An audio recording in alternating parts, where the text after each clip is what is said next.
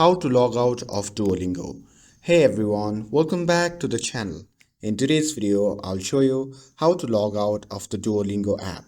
Whether you are switching account or simply need to sign out, just follow these easy steps, and without further ado, let's get started. So first thing first, open the Duolingo app on your phone and make sure that you're logged into your account. And once you are on the home screen of Duolingo app, simply tap on the profile icon at the bottom center of the screen.